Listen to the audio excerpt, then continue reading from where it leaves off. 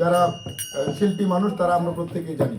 আসলে ওনার জায়গা পূরণীয় হবার নয়, আমরা ওনার বিধি আত্মার শান্তি কামনা করছি।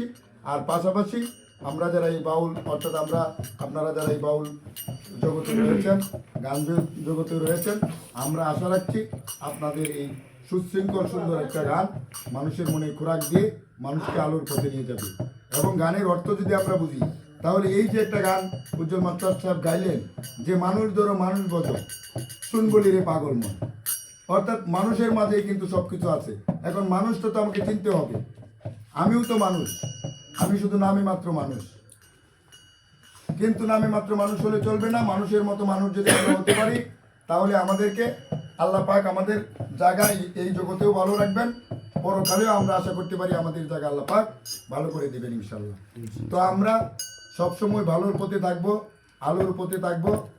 আমরা আমাদের যে যে কাজই করি না কেন সেটা যাতে সুশৃঙ্খলভাবে সুন্দরভাবে আমরা করতে পারি, সেই প্রচেষ্টা আমাদের থাকবে।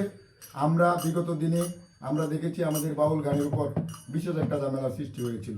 সেটা একটা পরিবেশ পরিস্থিতির মতো দিয়ে আমরা আমাদের কার্যক্রম সীমিত পরিসরেও হলেও আমরা কার্যক্রম করতে পেরেছি।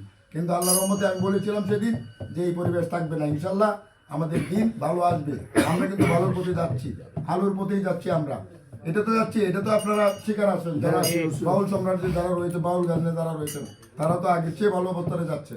আমরা কিন্তু আগে ভালো ছিলাম, আমরা মন খুলে গান গাইতে পারতাম, মন খুলে আবার আমাদের সংস্কৃতি পুনরায় যে ভাবে ছিল সেভাবে ফিরে আসবে ইনশাল্লাহ। সেটা ফিরে আসবে একমাত্র বাংলাদেশ জাতীয়তাবাদী দল, যে আগামী ত্রয়োদশ জাতীয় সংসদ নির্বাচনে অংশগ্রহণ করতে যাচ্ছে। আমাদের জননেতা মোতাহার হোসেন তালুকদার তিনি কথা দিয়েছেন, তিনি ওই আমার যে ওই শহীদরার যে উরস হয়েছে সেই উরসে তিনি কথা বলেছেন।